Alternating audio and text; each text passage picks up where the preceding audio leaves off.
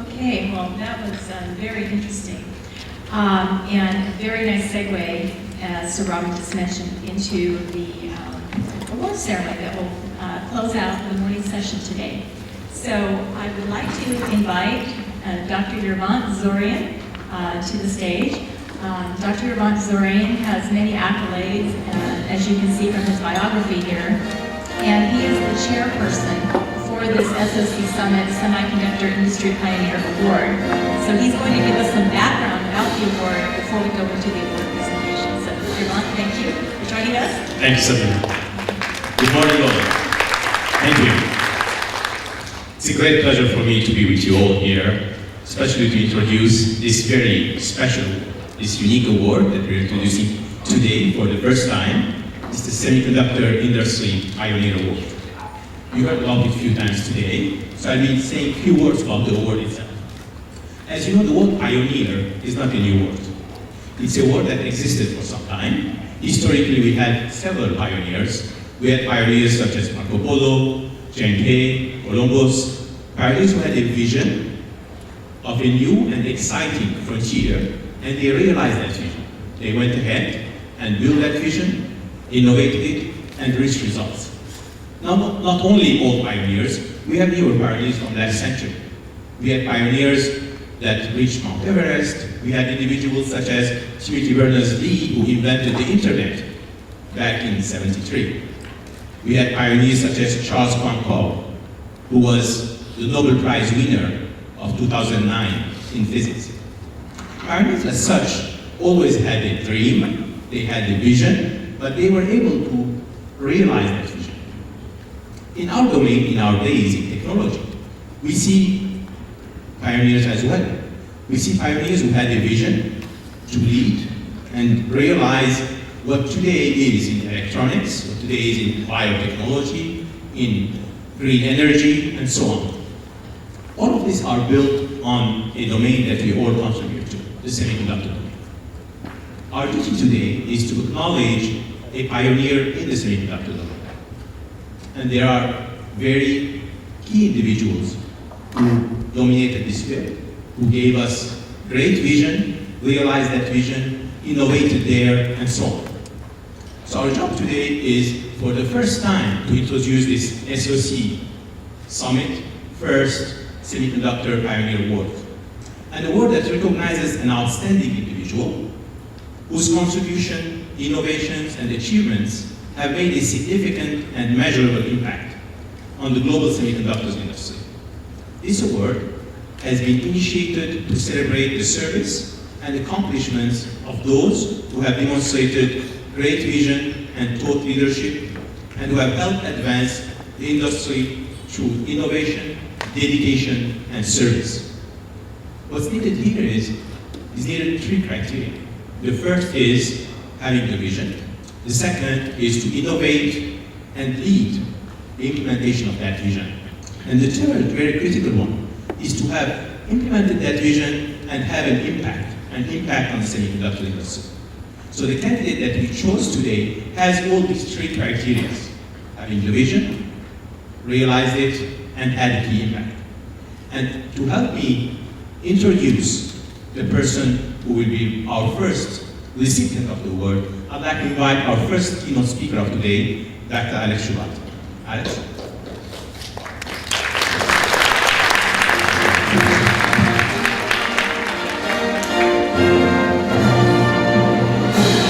Thank you, everyone, for the introduction of our award winner. Actually, what we've decided to do, as you know, Morris Chang does not need much introduction, especially here in Taiwan, is a luminary. But what we've done is we put a little video together to really summarize his achievement, and we'd like to invite you to share this with us. So let's put the video together.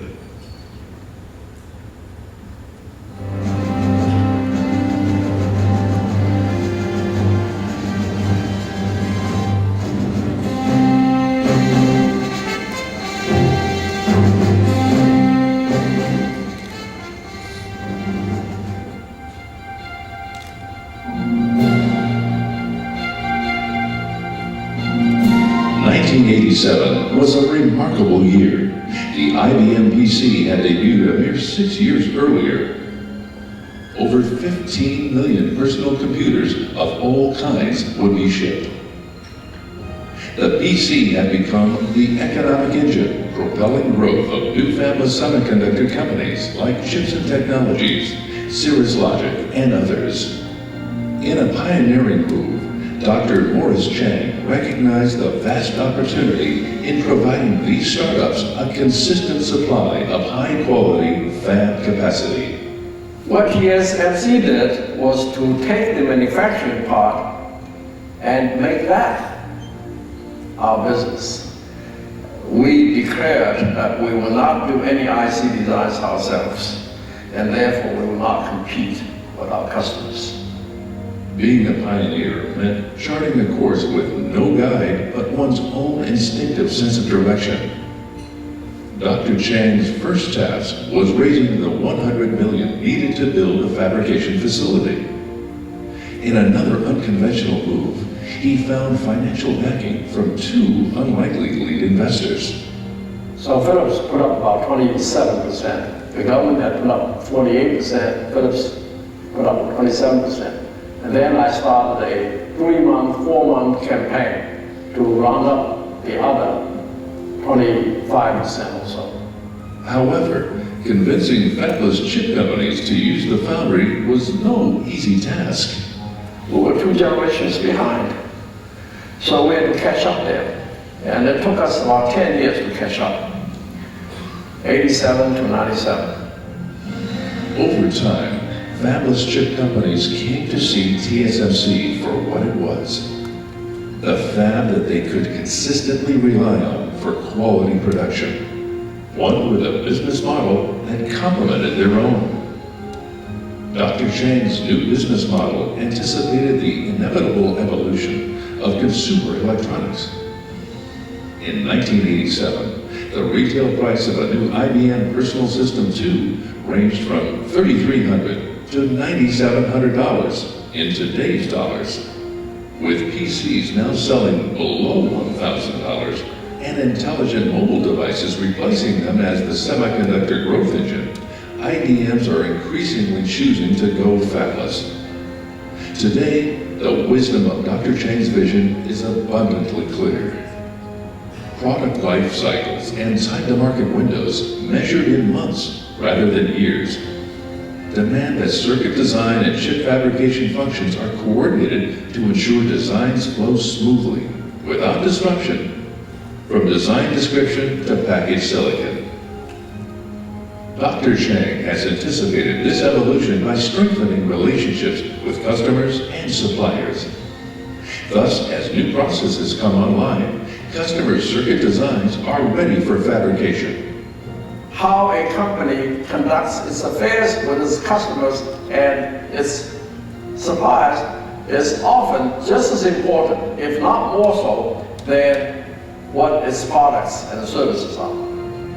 Today, the semiconductor industry continues its evolutionary journey, and Dr. Morris Chang continues to chart his course with insight as his guide.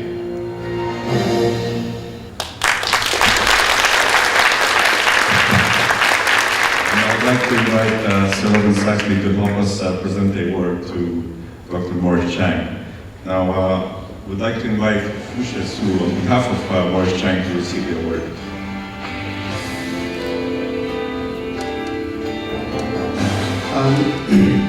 You're just going to hear a few words from me.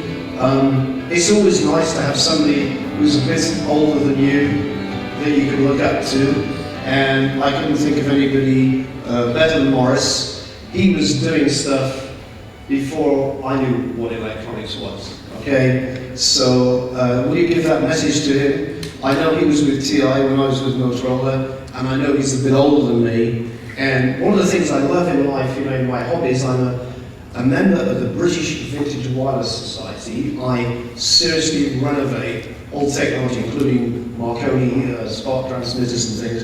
And one of the things I love about that society, I am the youngest member there. So I really look up to Morris, his age, his achievement, and wish him well. Congratulations.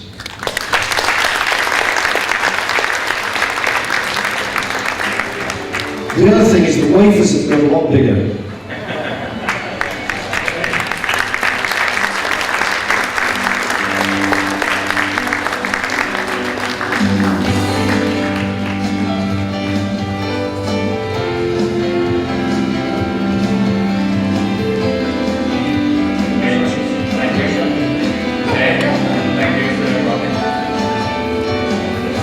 Dr. Morris Chang cannot be here personally today due to a prior commitment. It is a great honor for me to receive this prestigious award on his behalf and for this first SoC Summit.